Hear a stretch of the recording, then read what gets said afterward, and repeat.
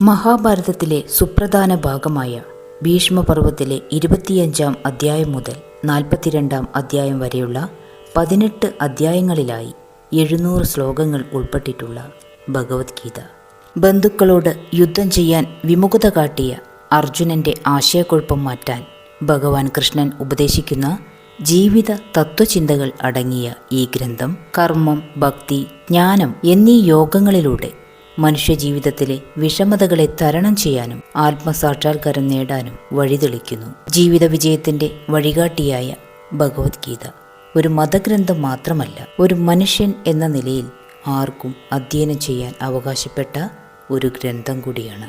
ഭഗവത്ഗീതയുടെ സന്ദേശം ജനന മരണങ്ങളുടെ ക്ലേശകരമായ ആവർത്തന ചക്രത്തിൽപ്പെട്ട് ജീവൻ വലയുന്നതിന് കാരണമാകുന്ന കർമ്മവാസനകൾ 2 പ്രകാരത്തിലുണ്ട്: ശുഭവാസനകളും അശുഭവാസനകളും. ശുഭവാസനകളെ ദൈവിക സമ്പത്തെന്നും അശുഭവാസനകളെ ആസുരീ സമ്പത്തെന്നും ഇവിടെ വ്യവഹരിക്കുന്നു. ഈ വിധമുള്ള 2 വിഭാഗക്കാർ തമ്മിലുള്ള പോരായി മഹാഭാരത യുദ്ധത്തെ കാണണം. ദൈവിക സമ്പത്തുള്ളവരുടെ പ്രതിനിധികളാണ് പാണ്ഡവർ. മറുവശത്തുള്ള കൗരവരാകട്ടെ ആസുരീ സമ്പത്തിനെ പ്രതിനിധാനം ചെയ്യുന്നു. പൗരുഷം കൊണ്ട് അശുഭവാസനകളെ അകറ്റി ശുഭവാസനകളെ പോഷിപ്പിക്കുന്ന ദേവവർഗത്തിൽ മുഖ്യനാണ് അർജുനൻ. എങ്കിലും സത്യത്തിന്റെ സ്വരൂപജ്ഞാനം ദൃഢമായി നേടിയിട്ടില്ലാത്തതിനാൽ കർത്തവ്യ നിർവഹണ വിഷയത്തിൽ ആ ദൈവിക സമ്പന്നനെ കൂടി വിഷാദം ഗ്രസിക്കുന്നു. ബോധദാർഢ്യത്തിന്റെ അഭാവമാണ് അർജുനന്റെ വിഷാദത്തിന് കാരണം. ഈ വിഷാദം 2 തരത്തിൽ പതനത്തിന് കാരണമായേക്കാം. ഒന്നുകിൽ ആലസ്യവും ഊർജ്ജസ്വലത ഇല്ലായ്മയും ബാധിക്കാം. അല്ലാത്ത പക്ഷം പരധർമ്മം സ്വീകരിച്ച് കഴിവില്ലാത്ത കർമ്മം അനുഷ്ഠിച്ച് അധപതിക്കാം.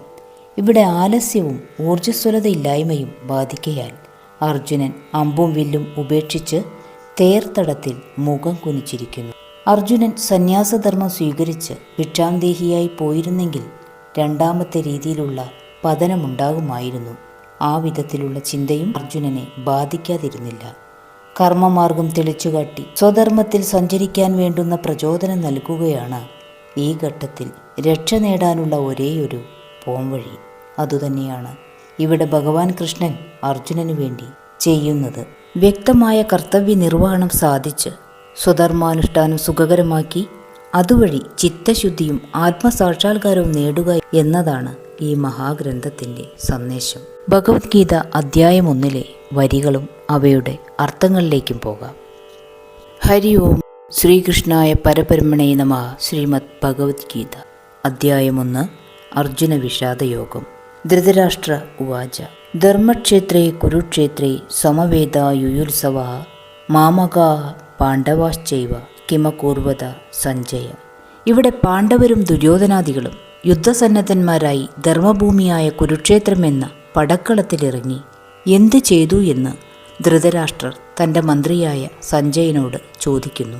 ആശയം: യുദ്ധരംഗം കുരുക്ഷേത്രമാണല്ലോ, അത് ധർമ്മത്തിൻ്റെ വിളനിലവുമാണ്.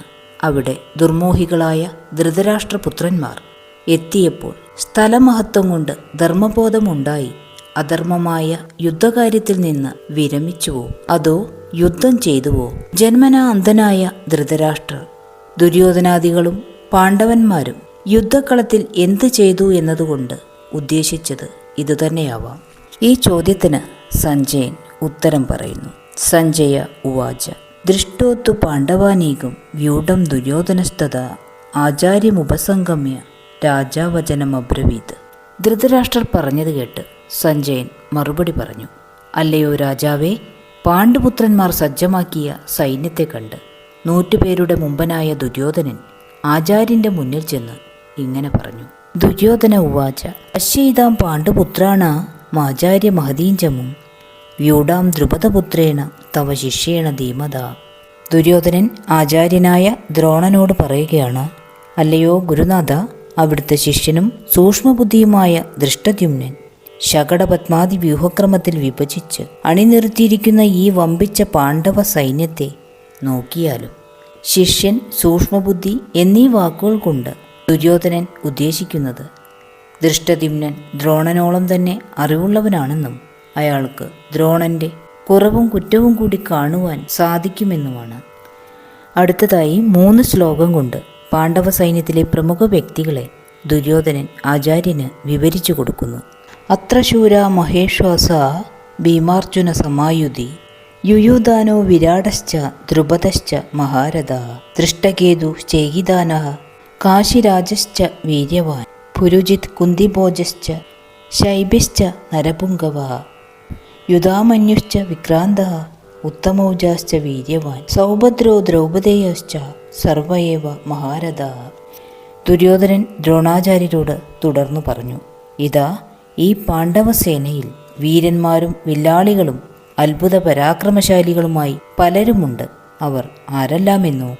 സാത്വികി, വിരാടൻ, ദ്രുപദൻ, ദൃഷ്ടകേതു, ചേകിതാനൻ, കാശിരാജൻ, പുരുജിത്ത്, കുന്തിഭോജൻ, ശൈബ്യൻ, യുധാമന്യു, ഉത്തമൗജസ് ഇവരെല്ലാവരും തന്നെ മഹാരഥന്മാരുമാണ്.